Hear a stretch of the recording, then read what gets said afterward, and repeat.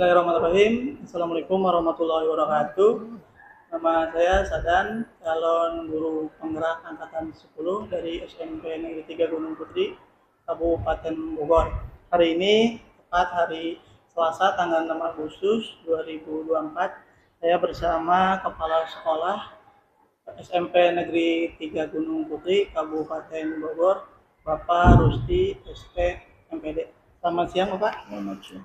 Ya, izin Bapak hari ini menunggu waktunya sebentar. Ada beberapa hal yang harus saya tanyakan dan mudah-mudahan pertanyaan ini nanti bisa jadi pengalaman buat saya, terutama untuk mengambil keputusan sebagai guru pembelajar.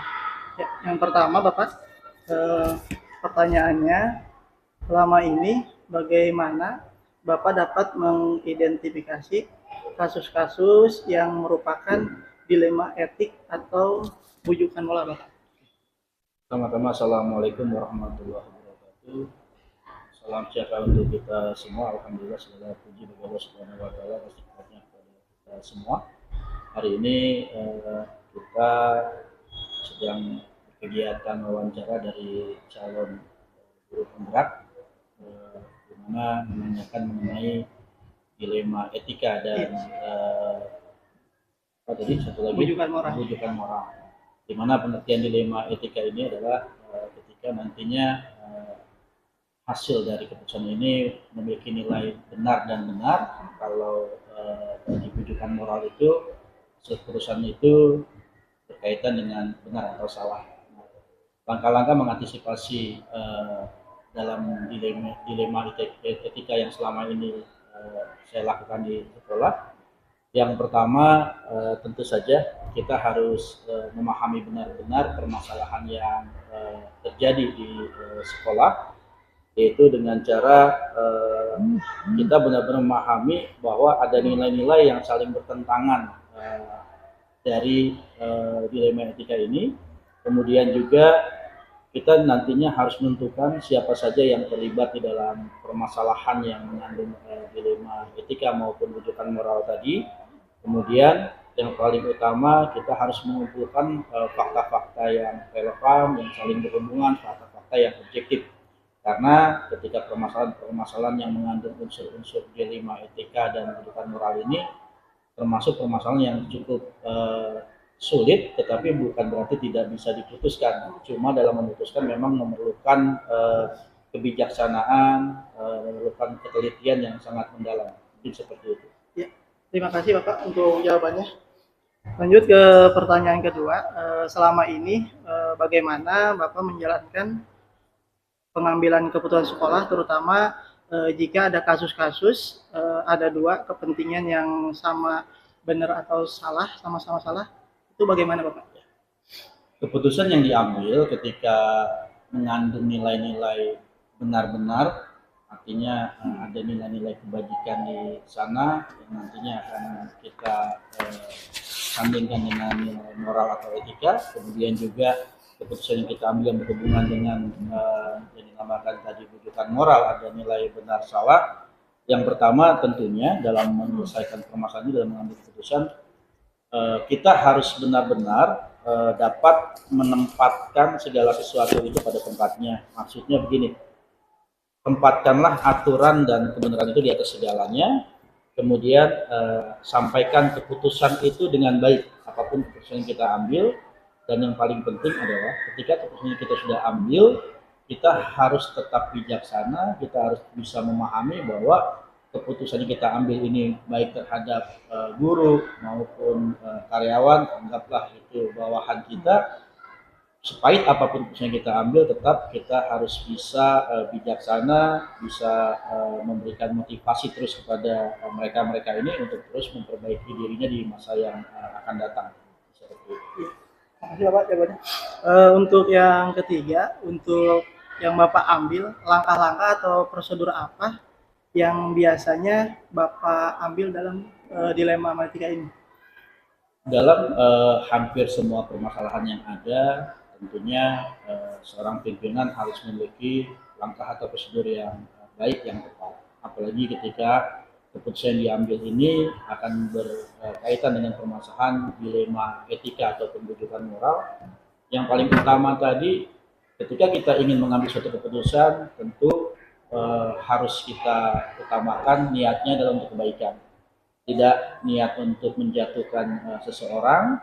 Kemudian tempatkan segala sesuatu dengan objektif, walaupun kadang-kadang permasalahan yang berkaitan dengan dilema etika ini dikatakan kita serba salah gitu ya.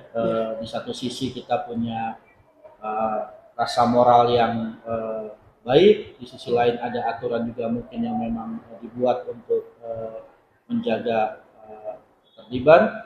Nah, ketika keputusan yang diambil ini memang benar-benar harus dilandaskan kepada niatan untuk memperbaiki, bukan untuk menjatuhkan ataupun sekedar memberi sanksi. Mungkin seperti itu. Iya, terima kasih Bapak. Ya, untuk selanjutnya yang keempat, hal-hal apa saja yang selama ini Bapak anggap efektif dalam pengambilan keputusan dilema etika ini, Pak? Ya. Tentunya tadi seorang pemimpin yang baik, dia tidak pernah ragu ketika memang harus mengambil suatu keputusan. Dan tentunya juga keputusan yang diambil ini harus bisa dipertanggungjawabkan, baik secara aturan hukum maupun secara etika dan moral. Nah, ketika seorang pemimpin memiliki kepercayaan diri yang baik, tidak ragu-ragu dalam memberikan suatu keputusan, kemudian tidak ragu-ragu ketika memberikan sanksi, saya rasa kita tidak akan pernah menemui hambatan. Kemudian jangan lupa juga ketika berkaitan dengan hubungan pimpinan dan bawahan, setiap sanksi yang kita berikan ini tidak ada niat untuk menghukum atau menjatuhkan, tetapi lebih kepada untuk memperbaiki dirinya sendiri di masa-masa yang akan datang. Seperti itu. Terima kasih Pak. Untuk selanjutnya yang kelima, hal-hal apa saja yang selama ini merupakan tantangan Pak dalam pengambilan keputusan tersebut? Nah, mungkin kalau disebut tantangan bukan tantangan, tetapi memang kadang-kadang menjadi hambatan dalam mengambil suatu keputusan. Biasanya adalah faktor kedekatan. Kedekatan di sini dalam arti mungkin selama ini sebagai pimpinan saya pribadi sudah merasa sangat dekat dengan seluruh guru-guru, karyawan, baik siswa gitu ya. Nah, kadang-kadang faktor sudah merasa dekat ini seperti bukan lagi dengan orang lain. Nah, ketika ada suatu permasalahan yang melibatkan para guru, siswa maupun karyawan, kadang-kala faktor kedekatan ini yang sedikit menghambat untuk mengambil suatu keputusan yang tegas. Mungkin lebih ke arah situ itu ya, untuk apa hambatannya seperti itu. Terima kasih Bapak. Untuk selanjutnya pertanyaan ke-6 di sini, apakah Bapak memiliki sebuah tata kelola atau jadwal tertentu dalam penyelesaian sebuah masalah dilema etik ini, Pak?